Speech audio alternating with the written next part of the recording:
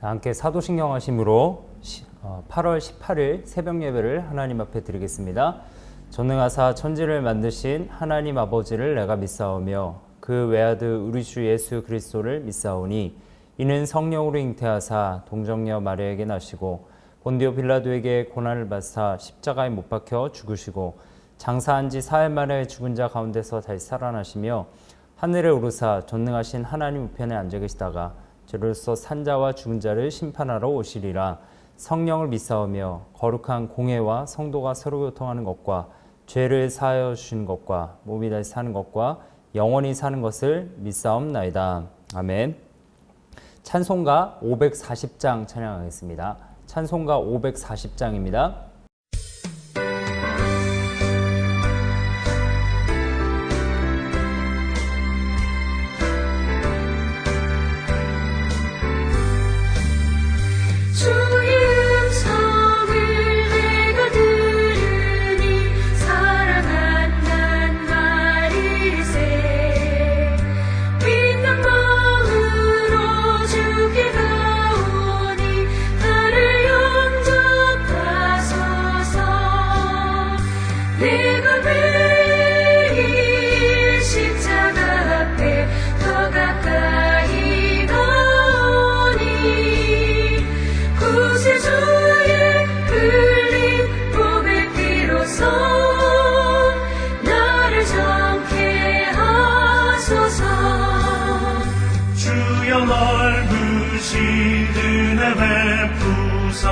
나를 받아주시고 나의 품은 뜻 주의 뜻같이 되게 하여 주소서.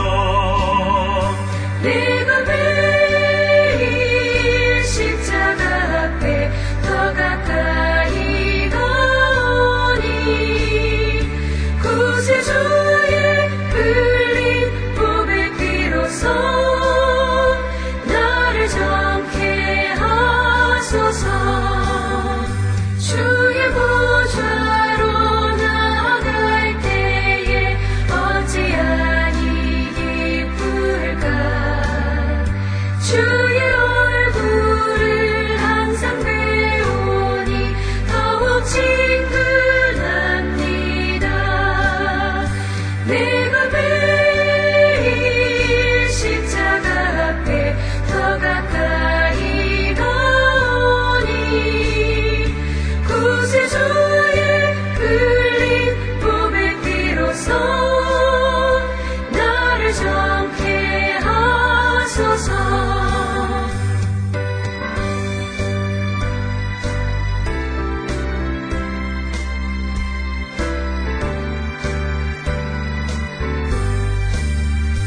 우리 구주의 넓은 사랑을 증명할 자 없으며 주가 주시는 참된 기쁨도 헤아릴 수 없도다. 내가 매일 십자가 앞에 더 가까이 가오니 구세주의 흘린 몸의 피로써 나를 정케 하소서. 아멘.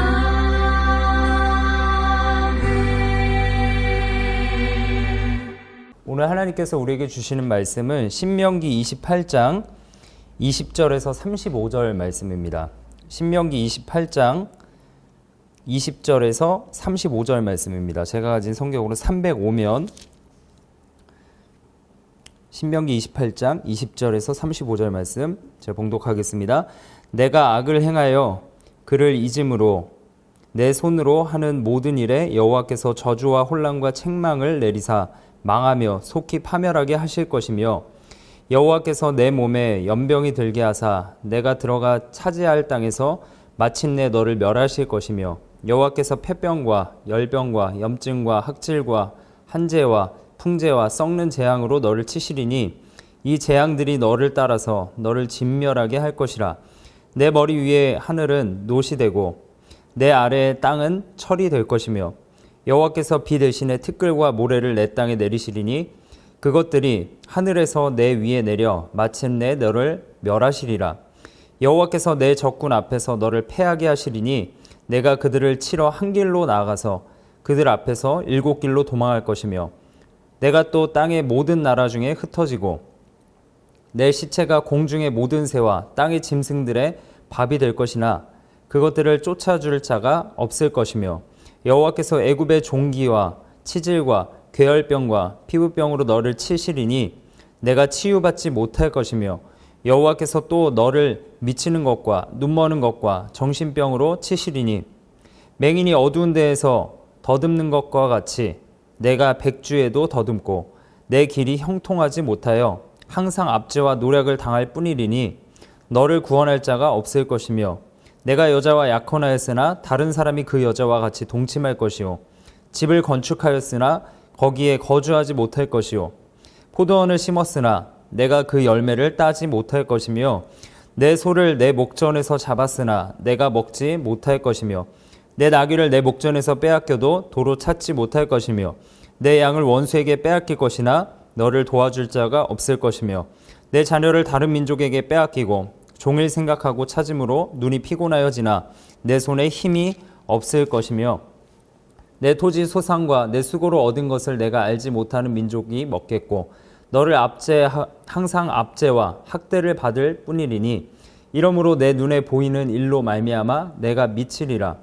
여호와께서 내 무릎과 다리를 쳐서 고치지 못할 심한 종기를 생기게 하여 발바닥에서부터 정수리까지 이르게 하시리라. 아멘. 네, 오늘 새벽 예배 가운데 나오신 여러분들을 축복합니다. 코로나 중에 이렇게 예배하는 것이 개인의 경건 생활 지키는 것이 참 쉽지 않은데 이렇게 각자의 처소에서 최선을 다해 하나님 만나고자 또 하나님의 음성 듣고자 새벽마다 또 이렇게 출근하실 때마다 들으시는 분들 참 대단하고 그분들의 삶을 여러분들의 삶을 참 축복하고 싶습니다. 여러분들의 삶 가운데 말씀을 통해 또 하나님의 은혜가 크게 임하게 될 줄 믿습니다. 우리가 신앙생활을 하다 보면요, 하나님은 이 복을 주시는 좋은 하나님이 아니라 이렇게 생각할 때가 있는 것 같습니다. 우리가 잘못했을 때 항상 징계를 하시고 또 책망하시는 하나님이시다. 그러니까 복을 주시는 하나님이기보다 사랑의 하나님인 것보다 징계하시고 뭔가 책망하시는 그런 공의의 하나님이다라는 생각을 할 때가 많이 있습니다. 이 말이 완전히 틀린 말은 아니지만 또 완전히 맞는 말도 아닙니다. 다시 말씀드리면 하나님은 그러니까 복도 주시고 징계와 책망도 같이 하시는 하나님이시지 하나님은 복만 주시는 하나님이시다. 반면에 저주만 징계만 하시는 하나님이시다라는 그런 극단적인 생각 모두가 둘 다 틀린 말이다라는 말씀입니다. 하나님은 그러니까 우리에게 우리가 순종할 때 하나님은 복 주시는 그런 하나님이십니다. 그리고 우리가 하나님의 자녀로서 또 불순종할 때 또 그것에 대해서 징계하시는 하나님이시기도 합니다. 그러니까 두 가지 성품을 다 가지고 계시다는 거예요. 왜 그러냐면 하나님은 특별히 모든 걸 다 조합해 보면 사랑의 하나님이시기 때문입니다. 제가 청년 때에 이제 20살 때부터 30살 이전까지 생각해 보니까요, 하나님의 말씀을 볼 때마다 저도 참 정죄감에 많이 찔렸던 기억이 많이 있습니다. 말씀을 읽고서 은혜 받을 때도 많이 있었지만 뭔가 마음에 찔림이 있고 어려움이 있고 하나님 참 무서운 하나님이다라는 그런 생각을 많이 해봤습니다. 이 달고 오묘한 그 말씀이라는 찬양이 있는데 어느 날은 이 말씀 볼 때마다 이게 달고 오묘하게 다가오지 않고요, 마음이 너무 찔리니까 이 성경책 펴기가 너무 두려울 때가 있었습니다. 제가 청년 때. 그런데 오늘 말씀을 듣는 우리 성도님들 중에도 그런 분들이 계실 거라 생각이 됩니다. 그 말씀을 보면 특별히 구약을 보시면 이 죄악에 대한 심판을 많이 하시는지 이 지성소에서 까딱하면 죽게 되고요, 뭐 잘못하면 죽게 되고 우상 숭배 한 번 잘못하면 그냥 전염병을 내리시고 몇만 명이 일시에 즉사하고 또 이런 것을 볼 때마다 하나님이 얼마나 무시무시한 하나님이신지 참 무서운 하나님이다라는 생각을 했습니다. 오늘 말씀도 보면요, 하나님께 불순종했을 때 이런 징계를 하시겠다라는 말씀인데요. 참 이런 말씀 볼 때마다 참 저도 두려운 마음이 많이 생깁니다. 그런데요, 제가 이 결혼을 하고 나서 생각이 많이 바뀌었습니다. 언제 바뀌었냐면요, 아이들을 훈육하면서 많이 바뀌었습니다. 우리 집사님들, 권사님들 아시죠? 이 퍼센트로 따질 때요, 아이를 기르면서 이 칭찬해주고 격려해줄 때가 퍼센트가 더 큰가요? 아니면 아이들을 혼내고 꾸중할 때가 더 퍼센트가 많나요? 제 개인적으로 이렇게 경험을 해보니까 당연히 혼내는 퍼센트가 훨씬 많습니다.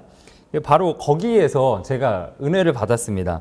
오늘 말씀 이제 신명기 28장은요, 하나님께서 복과 이 저주에 대해서 말씀을 하시는데, 이 순종의 복, 순종할 때 받는 복에 대해서는 28장에 보면 1절에서 14절까지만 딱 이야기하세요.